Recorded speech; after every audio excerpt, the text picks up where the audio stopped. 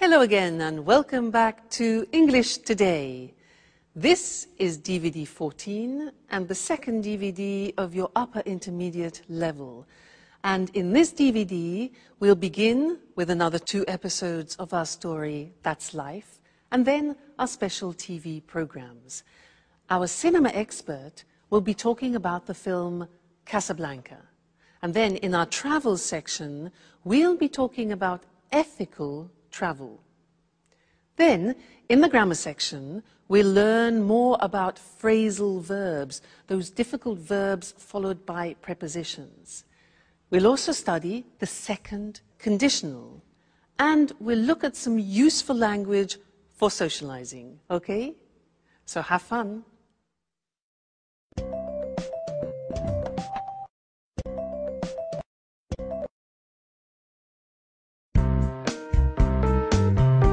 Really? Peter was going to punch Jack? That's right. But luckily I arrived in time. I'm glad I decided to check up on them. Wow. What happened next? Well, Jack and I left, and I think Peter and Sharon carried on with their argument. Wow. Oh, it's a shame I wasn't there. But you knew about Jack and Sharon, didn't you? Well, yes. I found out by chance. I came across a photo of them together while I was cleaning one day. Wow.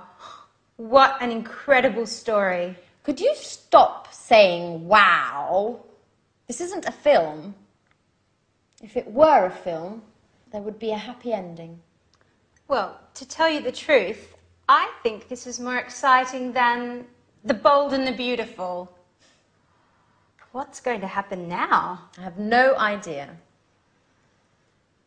If Sharon doesn't go to Japan, I think she and Jack will probably get back together. And how are you getting on? If I were you, I would forget Jack. Oh, don't worry about me. I'll get over him. Good girl. If I were you, I would look after myself. There are other fish in the sea, and you are such a great catch. Thank you, Alice. But to tell you the truth, I'm looking forward to not having a man in my life for a while. Don't say that. I know you're hurt, but what would you do if you met a nice, handsome young man who, by the way, loved cleaning as much as you do? Well, if he loved cleaning as much as I do, I wouldn't let him go. But, you know, men like that are pretty rare. Anyway, getting back to Jack and Sharon, how do you think it will end? Don't worry about that. I'll send you a letter with all the details. And I'm going to miss you, you know. Me too. But I'm happy that you're going to work with your father. Oh, it's great that he wants you to come up with the stories for his films. It's what you really wanted, after all. It's true. It's been such a long time since I got on so well with him. And of course, I can't wait to get on with the new film. I'm so excited about it all. Another star in the family. Miss Dubois conquers Hollywood. Actors and actresses doing their best to impress her. No one can keep up with her. Especially because Mars is in line with Scorpio. And what are you going to do now, Anne? Well, the first thing I'll do is look for a new flatmate so I can carry on living in this apartment. You know how expensive it is. If I had the money, I would live here on my own. But you're not alone. There's Jack. And how long do you think he'll stay here? As soon as Peter leaves, he'll only be looking after Sharon and her apartment.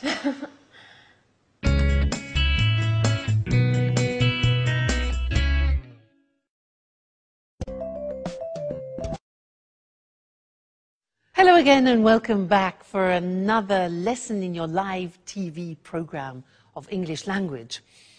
I want to look more closely at the dialogue that they just had because they are using some very interesting verbs called phrasal verbs.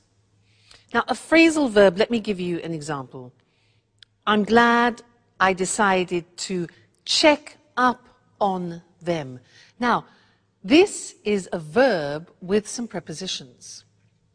What happens is the verb itself changes its meaning, and it's actually sometimes very difficult to guess what it means. So, when a verb has a preposition, or even two prepositions after it, and it changes its meaning, its original meaning, we call it in English a phrasal verb. So what I want to do with you now is to use the board and also the examples that there were in the dialogue, and we'll see that there are two groups. In fact, the screen will be divided into two groups. One will be two-word phrasal verbs, and the other is three-word phrasal verbs. Let me explain a little bit better. For example, Anne said, the example before, I'm glad I decided to check up on them. You see that? To check up on them. Check with two prepositions.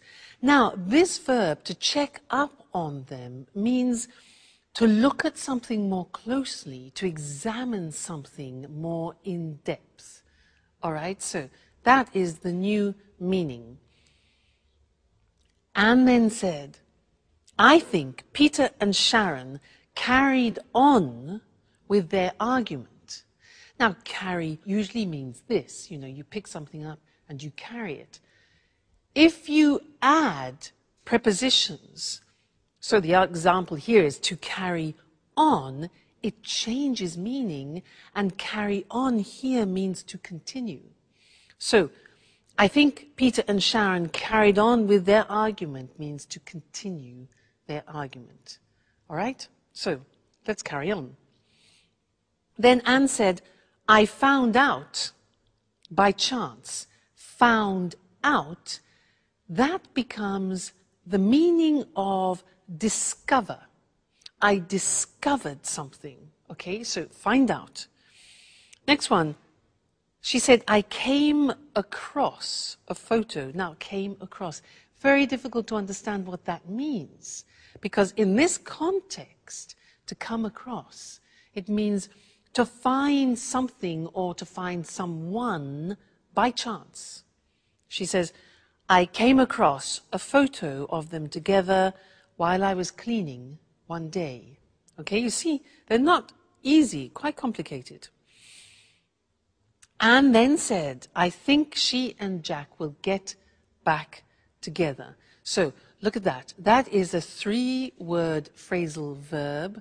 There are two prepositions, to get back together, and that means to become a couple again, okay, to reconcile, get back together. Then Anne said, oh, don't worry, I'll get over him. Interesting. Impossible to guess the meaning. Get over means to forget about. I'll get over him means I'll forget him. All right? Alice says, if I were you, I would look after myself. Look at that one. Look after, again, difficult to imagine. It means to take care of. Take care of yourself. So, if I were you, I would look after myself. Good. Next one, there are two more. It's been a long time since I got on so well. Now, to get on with means to have smooth relations with a person. It means that the relationship is going well without problems. To get on with. And the last one, Anne says, I'm looking forward to not having a man in my life. Again, look at that. To look forward to. Again, very interesting. This has two prepositions, look forward to, and it means that you think of an event in the future with pleasure. I could say to you, I look forward to seeing you again in the next lesson. All right, so these are the phrasal verbs, very difficult. People hate them. And they say, well, why don't you use easier verbs in English? Well, they come from Anglo-Saxon, and because we use them very often, I'm afraid you have to get familiar with them. All right? So we'll keep practicing, and I'll see you again. I look forward to seeing you again in the next lesson. Okay? Bye.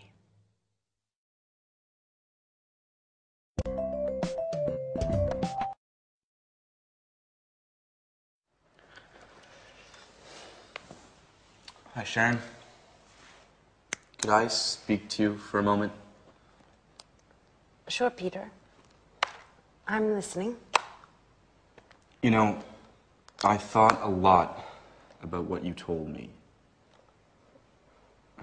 Well, I have to admit you're right.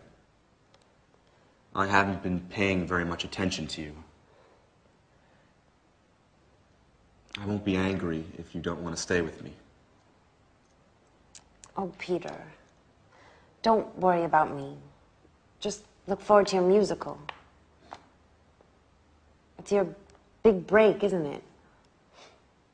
If you weren't so committed, you wouldn't be the man for the job now, would you?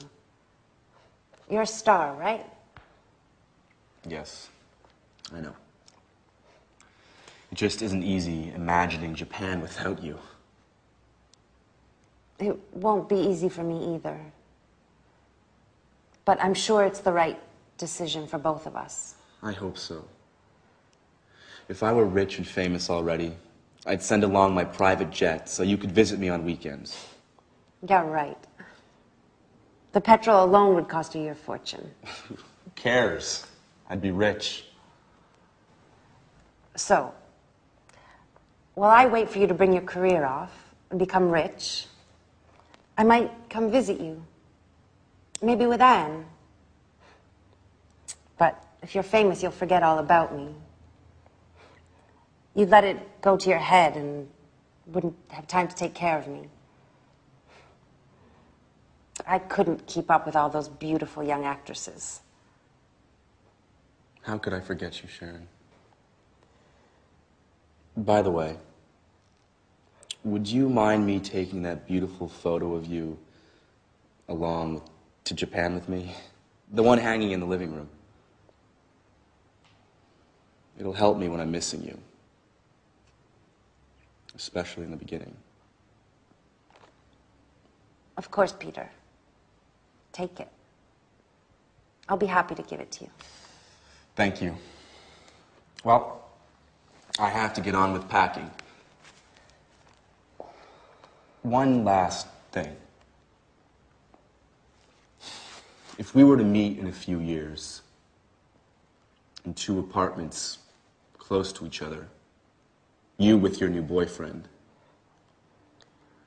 would you pretend not to know me like you did with Jack? Why do you ask me that? I don't know. Just curious. I guess it would be fun to meet you somewhere else and have a little secret between us two.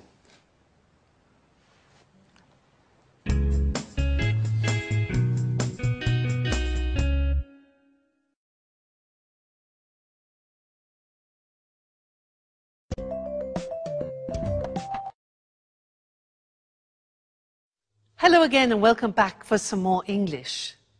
Did you hear Peter say to Sharon, if I were rich and famous, I would send along my private jet so she could visit him at weekends? If I were rich and famous, I would send along my private jet? Well, that's a bit improbable, isn't it? But it's useful for us because it means that we can learn another grammatical form, because he was using the second conditional. Remember in another lesson we learnt the first conditional. This one is the second conditional. So, if I were rich and famous, I'd send along. Now, this is unusual because you say to yourself, wait a minute, if I were, that's not right. Because I taught you, I was, you were, he, she, it was, we were, you were, they were. How can you say if I were? Well, it's a special grammatical form. It's a subjunctive form, probably the only subjunctive form left in English. And when you say, if I were you, you're putting yourself in somebody else's shoes. Okay? He says, if I were rich and famous. He uses the verb to be, and this is where the subjunctive comes into play. All right? So, very unusual. You must have probably heard this expression, if I were you. If I were you, I would do this. And I want to give you some examples of that because it's very common in English. If I say to you, for example, I'm tired, you could answer, if I were you, I'd go to bed. Now, if I were you, that's the past form, followed by I would go to bed. That's the conditional form, conditional to. If I were you, I would go to bed. Another example, smoking, yeah? I say, look, I can't stop smoking. I want to stop smoking, but I can't. You could say to me, well, if I were you, I'd go to a hypnotist, for example. One possibility, why not? If I were you, I would. Another example, imagine that I am bitten. Look, Mr. Snake bites me. I've been bitten by a snake. I've been bitten by a snake. You could say to me, well, if I were you, I would suck your blood out. Blech. Or, if I were you, I would go immediately to a doctor. So do you see how this works? If I were you, I would. Let's go to the screen now because I want to show you that example and also normal examples of the second conditional. So, we use the second conditional when something is improbable. That's why we use if. Let's look at some normal examples. We have if plus the simple past and then would and the infinitive. So a typical example is, if I won the lottery, win 1-1, I'd buy a house. Yeah. If I won the lottery, I'd buy a house. I would buy a house. It's improbable, but if he didn't smoke, negative, past, negative, he wouldn't need an operation. You see, if plus the simple past in the negative and then would in the negative. If you ate less, you would lose more weight. If you ate less, you'd lose more weight. All right, so those are normal examples of the hypothetical situations of the second conditional. And now let's get back to the example I did with you.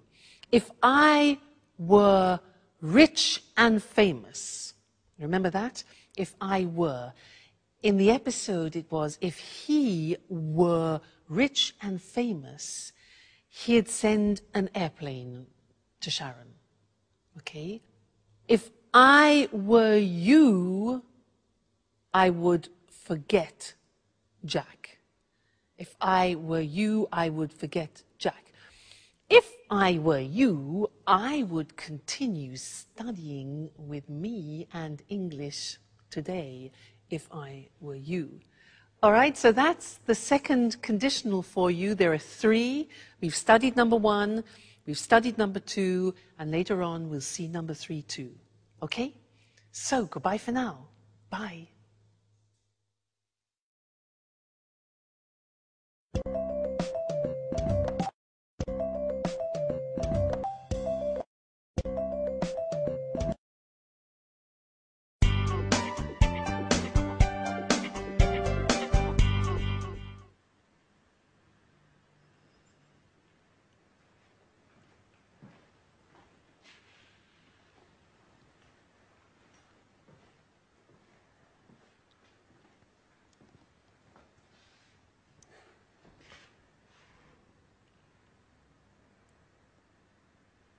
So it's just you and me, isn't it, Anne? Well, really, it's just me, all alone. Are you still angry? No, I was just joking. Of course, it'll be difficult to forget a man like you. You're just pulling my leg now, aren't you, Anne? I wanted to say,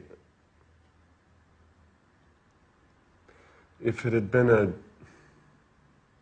a different time in my life, or if there weren't Sharon,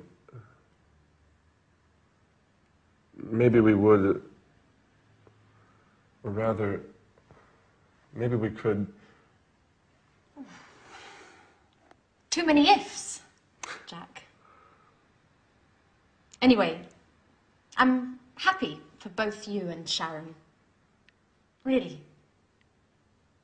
You know, I adore love stories with happy endings. Hey, don't jump to conclusions. Sharon just left Peter. Okay. Let things take their natural course. You know, as Alice would say if she were here. I really miss her craziness. And her jokes. The house just isn't the same without her. That's true. She always had something to say.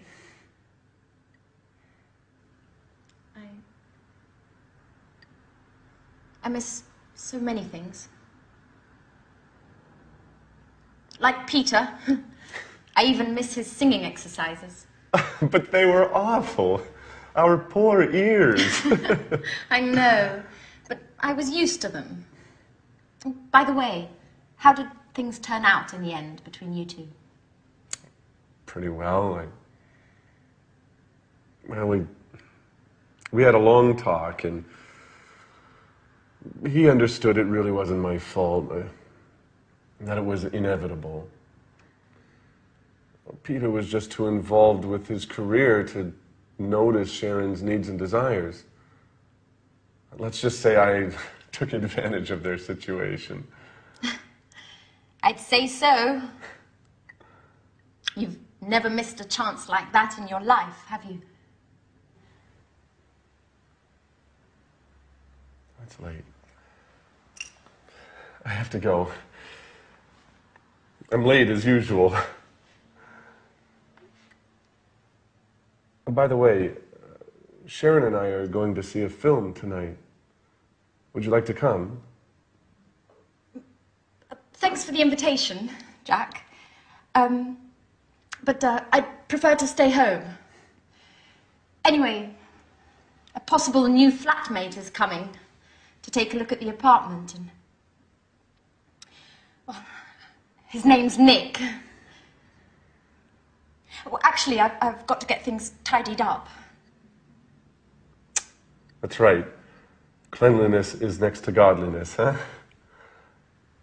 Don't work too hard, Anne.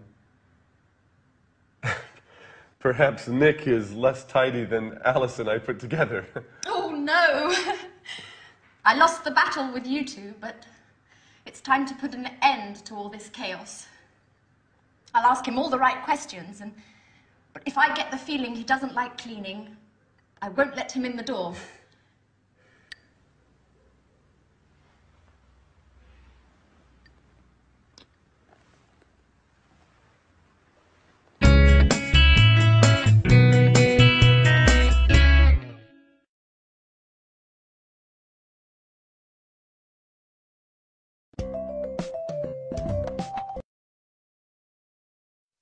Hello again, everyone. Jack exits and Nick enters. Maybe. We'll see. Now, I have a quiz for you.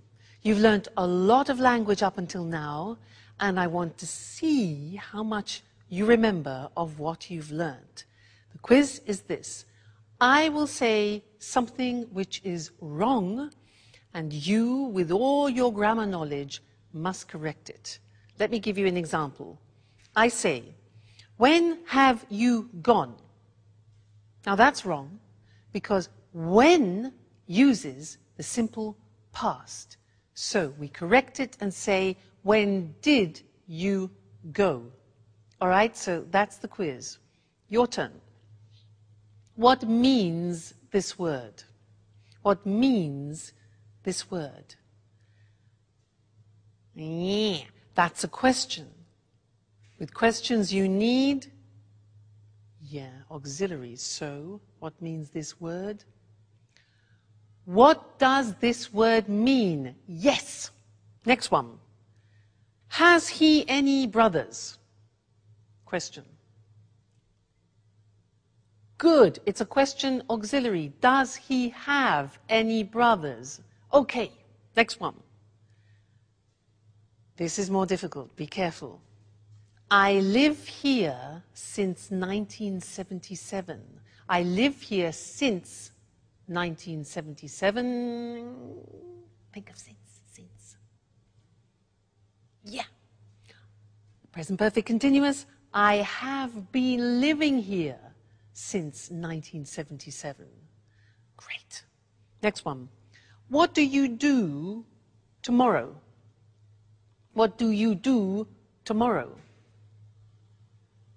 Yeah, exactly. Do you do is the present tense. Tomorrow is the future. So, what are you doing tomorrow? Or what are you going to do tomorrow? Futures. Right. Next one. They haven't to work on Sundays. They haven't to work on Sundays. Negative. Wrong. Present tense, the auxiliary. Exactly. They don't have to work on Sundays. Great. Next one. Do she play tennis? Do she play tennis? Terrible. Yeah. Exactly. Third person. So, does she play tennis? Excuse me. Next one. I call you later. I call you later. Think of this. Snap decision. So it becomes exactly, I'll call you later.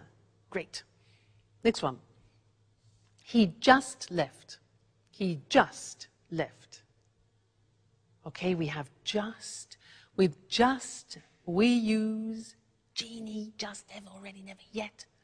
Present perfect, so, yeah, he has just left. He has just left. Great. This one here. If I would know, I would tell you. If I would know, I would tell you. Not possible. Second conditional. If I knew, fantastic, I would tell you. And the last one. How much it cost. This is a typical mistake. How much it cost. It's a question. You need an auxiliary. So that's it. How much does it cost? Fantastic. You're great. Great students. Keep on studying like this and you'll be able to speak English like me at the end of the course. All right? Great. Well, take care. Keep studying. See you in the next lesson. Okay? Bye.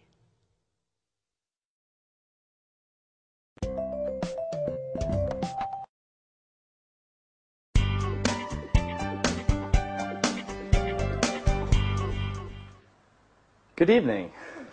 My name's Nick. How do you do? How do you do, Nick? My name's Anne. It's a pleasure to meet you. The pleasure's all mine. So this is the apartment. It's very beautiful. And so clean and tidy. I love cleanliness. I'd even say that I'm a maniac for cleaning. Really? Well, yes. My friends give me a hard time. They say that I'm the mommy of the group. Is that so? My friends say the same thing about me. Well, there's another thing, Anne. To tell you the truth, it's a little embarrassing. I have another hobby which I adore. What would that be? Well, I just adore cooking. In fact, could I take a look at the kitchen? Are you okay, Anne? What? The kitchen. Do you think you could show me the kitchen? Oh, I'm sorry. It's just that, well, I love cooking. Fantastic. That way we can experiment and try out new dishes together, okay? So, where is it? Right. The kitchen is in there.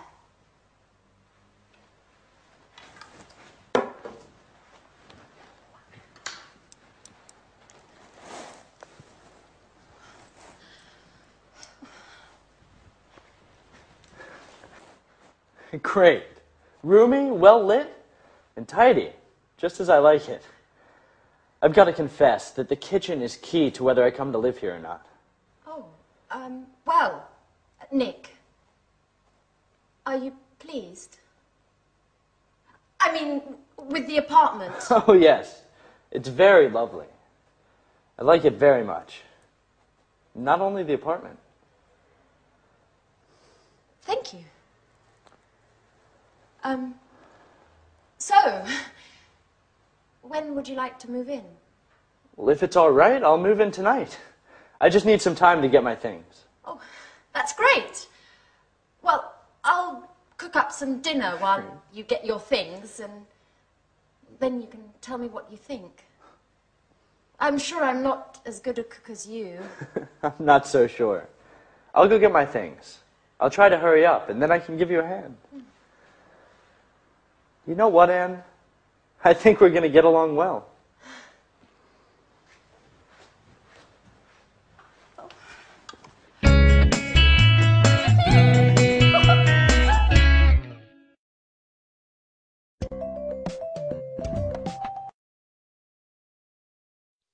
So Anne and Nick cleaned happily ever after. Now, in the last episodes, we have seen lives changing, we've seen people saying goodbye, and I want to look at that language that we use when we say farewell. Farewell, in English, is a word which means stay well in the future. So let's look at some of the language we can use. We heard, I'm sorry to see you go, and also, I'm going to miss you. I'm going to miss you. Hope to see you again soon is something we very often use. Hope to see you again soon, okay? Call me from time to time. Call me from time to time is a nice one. Another really nice expression in English is let's keep in touch. Let's keep in touch, all right, so that you continue having a contact with that person. Let's keep in touch. Let me know how you're doing. Let me know how you're doing, okay? Then saying goodbye to people, some examples are all the best. All the best for your new job, for example, to Peter. Good luck with your new job. Another very common expression, good luck with your new job. See you soon. See you soon. Yes, like an imperative there. Take care. That's really very nice. It means look after yourself. Look after yourself or take care. Then safe journey. Now that's when people are leaving by car or by plane or by train. Safe journey. And you're wishing that they have no problems. Then goodbye or more informally, bye. Cheers, which is something that we use a lot in England, and we also use it when you're drinking with someone. Cheers, also for goodbye. Cheers. And we also use the Italian form ciao. So, bye, cheers, and ciao until our next lesson, where we'll be doing some more English language. Ciao.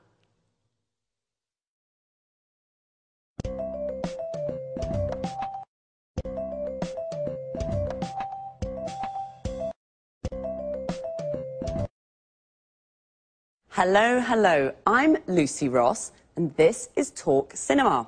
And today, with our cinema expert, Sanjeev Gupta, we pay homage to one of the most popular films of all time, an unforgettable Hollywood masterpiece. I don't think I need say more. I'm sure you all know the film we're going to talk about today, Casablanca. Casablanca, the amazing cast, the fantastic script, and of course the unforgettable story. Yes, there'll always be a place in my heart for Casablanca. And not only in your heart, Sanjeev. Well, let's try to explain to our viewers why this film is so popular. First of all, there are the performances of two of Hollywood's greatest actors, Humphrey Bogart and Ingrid Bergman. And secondly, it's a film that was able to bring romance together with the serious theme of resistance to the Nazis. The end result is a passionate love story brimming over with emotion. Yes, you just can't forget the wonderful performances of Humphrey Bogart and Ingrid Bergman. Could you run through the plot for us, Sanjeev, just to jog our viewers' memories? Sure. Casablanca takes us back to a wartime Europe of Nazis and freedom fighters. The film, directed by Michael Curtiz in 1942, focuses on the character of Rick Blaine, a cynical American who has escaped from occupied France to open an upmarket jazz bar in the Moroccan city of Casablanca. He has to choose between his love for Ilsa and his duty to help her husband Laszlo, a resistance leader, to escape from Morocco to continue his fight against the Nazis. Ilsa first met and fell in love with Rick in Paris. She believed her husband had been killed by the Nazis. When she discovers that Laszlo is still alive, she leaves Rick abruptly without explanation and returns to Laszlo, leaving Rick feeling betrayed and bitter. In the end, Rick sacrifices his love and helps Laszlo and Ilsa to escape to Lisbon. Wow, that's it, yes. Who can forget Rick's famous line to Ilsa as she gets on the plane at the end of the film? "We'll always have Paris." That's true. There are also several other famous lines in the film. For example, when Rick says to Ilsa, "Here's looking at you, kid." Or when Ilsa says to Sam, the piano player, "Play it, Sam, play." Wait a minute, what's the name of that song? Oh yes, I remember. As time goes by, I've sung it so many times. But tell us, am I correct in thinking the film won an Oscar? 3 Oscars for Best Picture, Best Director and Best Screenplay. It was a big hit in 1942 and has been ever since. Casablanca represents Hollywood at its best. A film with undying universal appeal. The film is still shown regularly in America. Really? Do you mean on TV or in the cinema? Both, actually. You know, colleges across the USA show the film every year during the week of graduation exams. This has helped keep the film popular. Well, it certainly is an unforgettable film. That's Casablanca. Thanks to our expert, Sanjeev. Goodbye, Lucy. Goodbye. And goodbye, everyone. See you again soon with the next edition of Talk Cinema. So, have you seen Casablanca? It really is an unforgettable masterpiece. We say something is unforgettable when it's difficult to forget. Casablanca is unforgettable because it's such a good film. We call it a masterpiece. A masterpiece is an excellent piece of work. We usually use it for films, books and art. Why is Casablanca such an unforgettable film? First of all, the amazing cast. Amazing here means incredible, very good. The cast is all the actors of a film. Casablanca features Humphrey Bogart and Ingrid Bergman. If you've seen it, you can't forget their incredible performances. An actor's performance is the way the actor plays his or her role. Secondly, the script. The script is the text of a film or a play. In fact, Casablanca won 3 Oscars, one for the best screenplay. The screenplay is another word for the script. It won Best Director. The director was Michael Curtiz. We say it was directed by Michael Curtiz. And it won Best Picture. Best Picture means best film. I'll quickly run through the plot to jog your memories. What does all that mean? To run through something means to make a brief summary. The plot is the storyline, what happens in the film. And to jog someone's memory means to help them remember. Sanjeev jogged my memory. He made me remember some famous lines from the film. A line is something an actor says in the film. One of the most famous lines is, "At the end of the film, we'll always have Paris." Notice how we say, "at the end of something," but "in the end" means finally, after some time. And now it's time for me to say goodbye. So, see you all next time. Bye.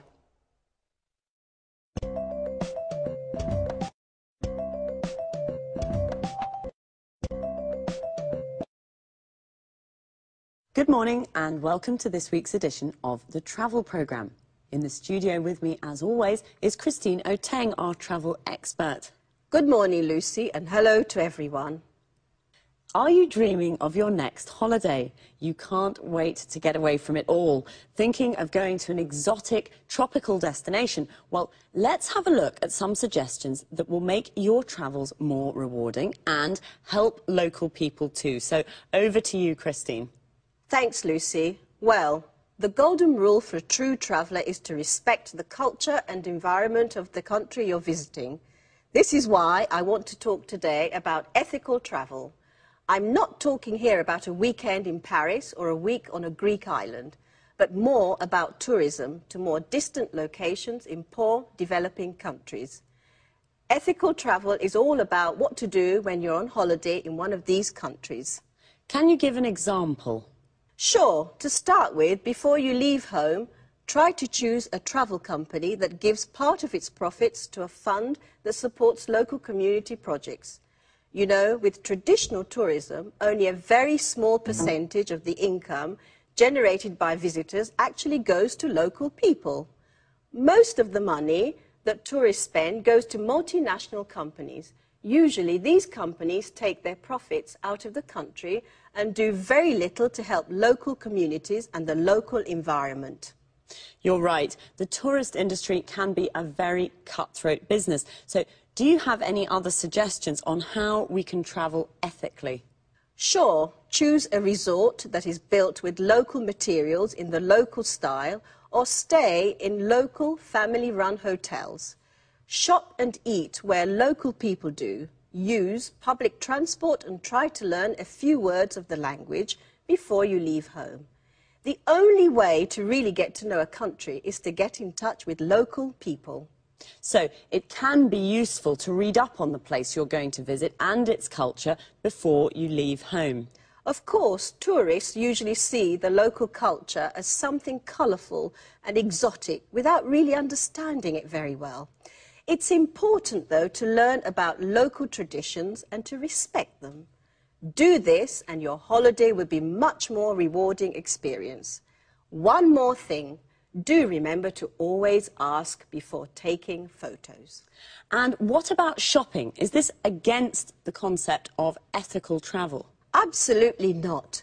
Shopping's always fun, but do use your head when shopping. I mean, try to buy souvenirs from local markets and always pay a fair price for goods. Bargaining's fine, but don't beat the locals down too much. One important thing, never buy souvenirs made from endangered species. This is illegal and damages the local ecosystem. Fine. So an ethical traveller is a responsible tourist who knows how to combine the joys of travelling with a respect for the local culture and environment. Any more advice for us, Christine? Yes, just one last thing. Follow these suggestions and your travels will be a lot more rewarding and much more fun. I'm sure they will be. Well, thanks, Christine, for your really useful tips on how to be an ethical traveller. Well, that's all we have time for today, so goodbye, Christine. Goodbye to all travellers, and remember, travel ethically and enjoy your holidays more. See you soon with another edition of the Travel Programme. Goodbye. Well, I can't wait to get away from it all. I can't wait is an expression that means you're looking forward to something. To get away from it all means to have a holiday and leave your daily life behind. Today, Christine gave us some tips on how to be an ethical traveller. A tip is a piece of advice, a suggestion. First of all, what is ethical travel? It's travel that respects the local culture and environment. Local means from a specific place. For example, the local people are the people that live in a place, and the local culture is the culture from that place. The environment is the world that surrounds us, all the social, physical and cultural conditions of a place. Christine gave us a golden rule, a rule that should not be broken. The golden rule for an ethical traveller is, in fact, to respect the local culture and environment. She also suggested choosing a travel company that gives some of its profit to local communities. A community is a group of people living in the same area. A travel company is a company that organises tours to various parts of the world. And you should read up on the place you want to visit. To read up on something means to research and get information about something. The best place to stay is in a family-run hotel. Family-run means it's owned and managed by a family. And when you go shopping in a market, bargaining is okay. To bargain means to decide the price with the seller. If something costs $20, you bargain to pay $15. But don't beat the locals down too much. To beat someone down means to force them to reduce the price of something. That's all for this week. See you again soon.